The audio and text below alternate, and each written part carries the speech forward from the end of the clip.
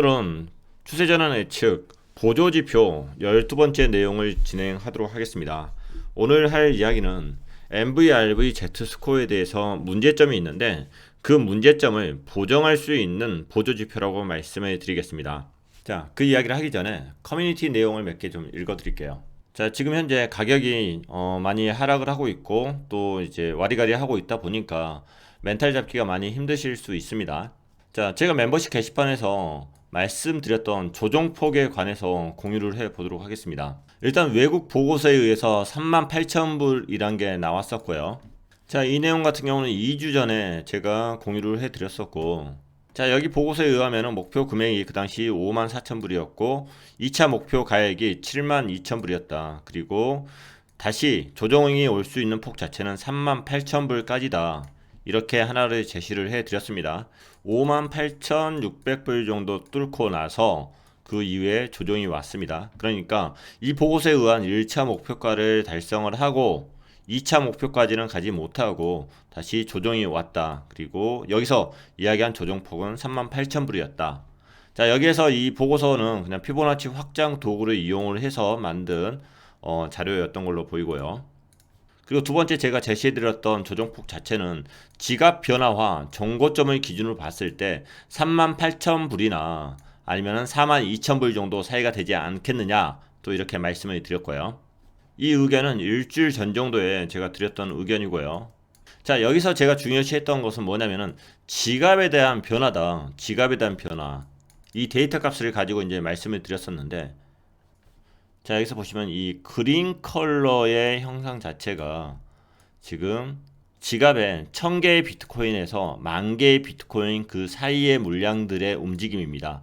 그런데 2월 5일 날부터 해가지고 갑자기 그 지갑의 숫자가 쭉 줄어듭니다. 무슨 이야기죠? 어딘가로 이동을 했다는 거예요. 거래소 쪽으로 이동을 했는지 아니면 다른 지갑으로 이동을 했는지. 자, 그 다음에 자, 이 보라 색깔 같은 경우는 지갑에 100개에서 1000개 비트코인을 가지고 있는 지갑입니다. 그런데 이 시기에 쭉 올라갔어요. 이 시기에. 고로 지금 이 그린 컬러의 엄청 큰 고래들의 지갑에서 물량이 줄어든 것 자체는 거래소 쪽으로 이동한 건 아니다. 거래소 쪽은 아니다. 형상이 동일하잖아요. 형상 자체가.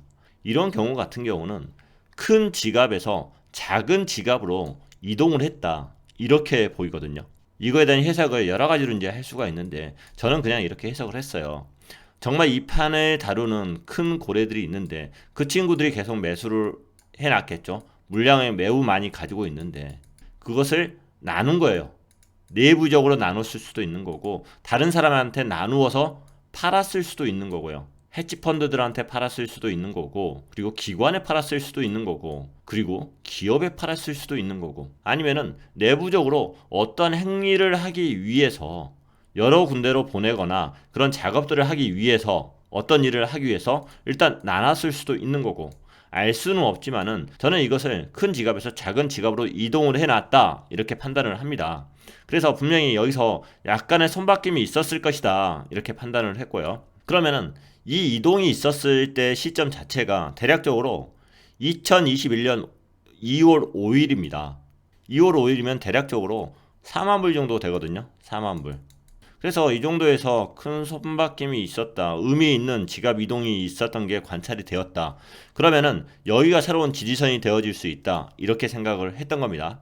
물론 이것을 조금 더 높게 잡을 수도 있어요. 왜냐하면은 이 이동했던 시간 동안 가격 자체가 여기서부터 여기까지 올라갔기 때문에 제가 말씀드린 지갑에 이동한 지지선 자체를 더 높게 잡아도 되지만은 저는 거의 이 시작점 부분에다가 잡았습니다. 그래서 만약에 여기가 큰 고래 지갑에서 작은 고래 지갑으로 이동을 했는데 이것을 새로운 사람들이 매집을 했는데 그 금액대보다 더 떨어진다. 그럼 이 친구들 입장에서 어떤 생각을 할까요? 아, 현재 금액은 싸다. 본인이 산 것보다 금액대가 더 밑으로 내려갔다. 그럼 무슨 생각을 하다? 싸다. 여기보다 더 떨어질 수는 있는데 이 친구는 추가 매집에 대한 생각을 하게 됩니다. 개미도 똑같고 고래도 똑같습니다. 항상 본인이 산 금액을 기준으로 생각합니다. 싸다, 비싸다. 별별 차이는 없습니다. 그 심리라는 것은 거기서 거기입니다. 단지 돈에 대한 성격이 차이가 있기 때문에 투자 패턴이 틀릴 뿐이에요. 여하튼 그래서 저는 이 부분 자체를 하나의 또 지지선으로 생각을 했던 거고요. 이 글에서는 제가 4만 불이 아니라 3만 8천 불에서 정고점인 4만 2천 불을 기준으로 해서 말씀을 드렸었네요. 그 이유는 이 날짜 2월 5일 날짜에 금액 자체를 대략적으로 3만 8천 불 정도로 잡아서 그럴 겁니다. 조금 더 밑에 있습니다. 지금 4만 불은 제가 표시만 해둔 거고요. 그리고 세 번째로 제시해 드렸던 그 조정폭 같은 경우는 피보나치 되돌림으로 본 거고요. 자, 저점에서 고점까지 올라감에 있어서 어디까지 조정이 올 것인가 이걸 확인할 수 있는 게 피보나치 되돌림입니다. 가장 많이 올 수 있는 구간 자체가 사실은 0.382에서 0.618 이 사이 공간이라고 보시면 돼요. 그리고 피보나치 되돌림에서 많이 오는 게 상승분의 절반 정도는 항상 조정이 올 수 있다. 이런 이론도 많이 있습니다. 그래서 0.5인 44,000불이나 아니면은 여기서 추가적으로 하락을 한다고 하면은 0.618까지 되돌림이 올 수도 있다. 그렇게 되면은 4만 700불 정도까지도 올 수도 있다. 자, 이렇게 말씀을 드렸습니다. 자, 이렇게 조정폭에 대해서 제가 제시해 드렸던 가격은 세 가지 방법으로 제시를 해 드렸어요. 그런데 자, 첫 번째 이야기했던 38,000불 같은 경우는 피보나치 확장으로 본 거고요. 즉 가격에 대한 기준으로 본 거예요. 어차피 이거 선긋기입니다. 그리고 두 번째 봤던 게 지갑의 변화인 거고 정고점에 대한 기준이에요. 정고점 같은 경우도 뭐죠? 가격이에요. 그리고 세 번째 피보나치 되돌림으로 봤습니다. 이것도 뭐죠? 가격으로 본 겁니다. 물론 이 가격 안에 수급이 있는 거고 그 수급 안에 여러 가지 심리 싸움이 있다. 이렇게까지 확장을 해서 말씀을 드릴 수 있는데 여하튼 가격을 기준으로 해서 선긋기를 한 거예요. 근데 두 번째 말씀드린 이 지갑 변화라는 거, 제가 오늘 말씀드리고 싶은 것은 이 지갑 변화입니다. 지갑 변화.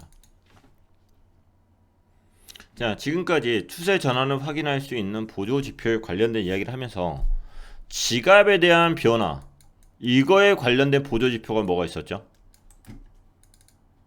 이거에 관련된 보조 지표. 자, 여덟 번째 말씀드렸던 1년 이상 장기 지갑에 대한 이동. 이거 같은 경우도 지갑에 대한 이동을 확인하는 거였고요. 그리고 또 뭐가 있었을까요? MVRV Z스코어가 바로 그거였죠. MV 자체는 시가총액이었고 RV 자체는 뭐였죠?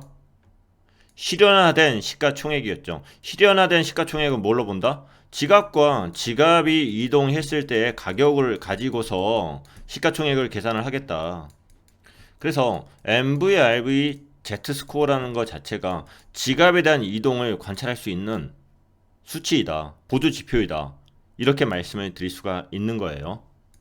그리고 많은 분들이 이제 MVRV Z스코어 자체가 엄청난 거구나 이렇게 이제 생각을 하시고, 그리고 앞으로 매도 시점 자체를 이걸로 하겠다. 그리고 전략 자체를 7.5에 왔을 때 얼마를 팔고 8에 왔을 때 얼마를 팔고 9에 왔을 때 얼마를 팔고 10에 와서 얼마를 팔겠다. 이런 전략들을 세우십니다. 그러면은 자, 이걸 가지고 전략을 세우려고 하면은 사실은 여기에서 문제점을 찾아야 돼요. 문제점. 자, 저점과 고점 사이에 반감기가 있었을 건데 여기가 1차일 거고, 저점과 고점들 사이에 어딘가에서 반감기가 있었을 거고 여기가 2차일 거고, 대충 굳는 거예요. 그리고 어디 저점과 아직 안 나왔지만은 고점 사이에서 어딘가에서 또 반감기가 있었을 거고요. 3차. 자, 1차 반감기와 2차 반감기 사이에서 2차 반감기 사이에서 고점이 두 개나 나와 버리더라. 그리고 이번에 이게 올라간다 치면은 두 개가 나왔으면은 앞으로 세 개는 나올 수 없을까요? 네 개는 나올 수 없을까요? 나올 수 있다는 거예요. 우리가 이것만으로 보조지표를 삼는다면은 이런 문제점이 생기는 거예요. 또 있을 수 있는 문제점은 뭐죠? 여기에 도달하지 않았을 경우, 아니면은 우리가 여기서 생각했을 때 거의 10 위치가 굉장히 최고 위치였는데, 아니면은 뭐 9점 얼마 정도가 최고의 위치였는데 이것보다 월등히 올라갔을 경우는 없을까요? 월등히. 아니면 반대로 이것보다 월등히 낮을 경우는 없을까요? 이런 부분들이 전부 다 문제점이 발생할 수 있는 거예요. 이 하나의 보조 지표만 사용한다면은 이런 부분들을 전부 다 매매법으로, 본인만의 매매법으로 이겨내셔야 됩니다. 본인만의 매매법으로 이겨내셔야 되는데, 오늘 하고 싶은 이야기는 이겁니다. 자, 이렇게 두 번씩 나왔던 것 자체를 보정할 수 있는 방법이 없을까? 이게 안 올라가지는 않을 것 같아요. 왜? 이렇게 가까이 왔으니까. 그리고 사실은 벌써 올라와 있었더라. 사실은. 자, 여기 같은 경우도 글래스노드 쪽에서 지금 알려주고 있는 MVRV Z 스코어입니다. Z 스코어인데 여기 같은 경우는 현재 최근에 벌써 레드존 안에 들어갔어요. 확인을 해보면은 2월 18일부터 해서 레드존에 들어가가지고 빠져나온 게 2월 22일날 빠져나왔어요. 18일부터 22일까지 레드존 안에 들어가 있었더라. 그리고 최고의 수치는 7.6이었다. 7.6. 여기서 레드존 자체는 7부터 9까지를 레드존으로 잡았고요. 전부 다 9 이상의 레드존 위로 올라갔었다. 이것을 이제 표시를 해 두었어요. 그리고 여기 룩인투 비트코인 쪽에서는 7.5부터 9를 레드존으로 잡고 있는 거고요. 그래서 여기서 최대 수치는 7.13으로 지금 표현이 되고 있는데 이쪽에서는 지금 7.6으로 지금 표시가 되고 있더라. 그래서 MVRV Z 스코어를 수치로 제공하는데 이런 곳에서 마저도 기준 자체는 와리가리하고 숫자 자체는 통일되지 않았더라. 투자에 충분히 활용은 할 수 있지만은 맹신을 하는 것은 분명히 한계점이 있을 것이다. 이렇게 생각을 합니다. 자, MVRV Z 스코어가 지금 1차 반감기 이후에 레드존 안에 두 번 들어가 있었는데 이것을 보정하는 거에 대해서 말씀을 드리도록 할게요. 자, Z 스코어를 맹신하시면 이런 오류에 빠질 수가 있어요. 보세요. 여기 레드존 안에 들어갔다. 레드존 안에 들어갔다. 그러면은 여기서 이제 수익 실현을 했어. 여기 최고점 왔으니까 수익 실현을 했어. 그 다음에 바라는 건 뭐예요? 블루존에 다시 들어가 주기를 바라면서 기다리는 거죠. 블루존에. 근데 안 들어가서 여기서 못할 수도 있는 거예요. 이렇게 못 탔다. 그러면은 얼마만큼의 손실을 보느냐. 결국에는 이 정도의 가격을 수익을 못 보는 겁니다. 이 정도의 가격에 수익을 놓치게 된다. 작아 보이죠. 굉장히 작아 보이죠. 다시 이야기할게요. 레드존은 여기서 팔아가지고 여기 블루존에서 다시 들어갔다. 그러면은 금상첨화였겠죠. 근데 얘는 블루존까지 들어가지 않았어요. 헷갈렸겠죠. 여기서 계속. 여기는 저는 페이크라고 이야기를 할게요. 일단 페이크라고 말씀드리겠습니다. 이 페이크를 이용해서 돈을 벌 수도 있겠지만 일단 페이크라고 말씀드릴게요. 최고점은 아니었으니까. 이 페이크에서 속지만 않았어도 여기에서 팔 수 있는 상황이잖아요. 자, 속지 않았으면 무려 348%에 대한 수익을 더 올릴 수 있었다. 348%. 물론 이것을 욕심이라 볼 수도 있겠지만은 어찌됐든 이런 페이크 자체가 페이크인지 진짜인지를 약간만 보정을 해준다면은 그것도 전략으로 우리가 승화를 시켜낼 수 있지 않겠는가 이런 생각을 합니다. 자, MVRV Z 스코어에서 발생할 수 있는 문제점을 보정을 해줄 수 있는 게 바로 이겁니다. Realized Hold Ratio. 자, 여기에서는 R이라는 의미가 틀리고요. Realized, 그 다음에 Hold이라는 의미가 틀리고 Ratio라는 의미가 틀립니다. Ratio는 그냥 어떤 레이티오, 비율을 의미하죠. 비율. 자, R 같은 경우는 Realized, 실현화된. 그러니까 우리가 MV가 뭐였죠? MV, 시가총액이었죠. 시가총액 같은 경우는 유통량에다가 뭘 곱했죠? 현재 가격. 자, RV 같은 건 뭐였죠? 실현화된 가치. 유통량에다 뭘 곱했죠? 지갑에서 지갑으로 이동할 때의 금액을 곱했죠. 이거의 평균가. 그래서 가격이 높을 때 지갑에서 많은 이동이 있었다. 그러면 RV가 올라가는 거겠죠. 가격이 낮을 때 지갑에서 많은 이동이 있었다. 그러면은 RV는 낮겠죠. 왜냐하면은 곱해야 될 가격 자체가 틀리니까. 그렇죠. 자, 그리고 이 호들이라는 의미는 그거죠. 우리가 이제 가자를 암호화폐 투자자들이 가지야 이렇게 표현을 하잖아요. 발음 좋죠. 그런 것처럼 미국에서는 홀드, 팔지 말고 보유하고 있어라. 이 홀드라는 표현 자체를 이렇게 바꾸는 거예요. 하들로 바꿔가지고 사용을 합니다. 자, 별 의미 없습니다. 어찌됐든 자, 이거 계산은 어떻게 하느냐? 자, 최근 일주일치에 대해서 리얼라이즈드 된 거, 실현화된 값어치. 가격이 높을 때는 그게 높겠죠. 가격이 낮을 때는 그게 낮을 거고, 그거 자체를 뭘로 나누느냐? 했더니 1년에서 2년 사이에 실현화된 값어치로 나눈다. 자, 지갑에도 나이가 있습니다. 지갑에도 나이가 있어요. 이게 바로 지갑에 대한 나이입니다. 8년 이상 된 지갑은 이 어두운 컬러거든요. 이 어두운 컬러. 8년 이상 된 지갑들이 오래 전부터 가지고 있던 지갑들이 2017년도 말 정도 여기서 쫙 줄어듭니다. 어떻게 됐다? 오래 가지고 있던 지갑들이 뭔가를 다 팔았다. 그리고 8년 이상 가지고 있는 지갑의 숫자는 이 정도로 이제 낮아졌다. 적어진 거예요.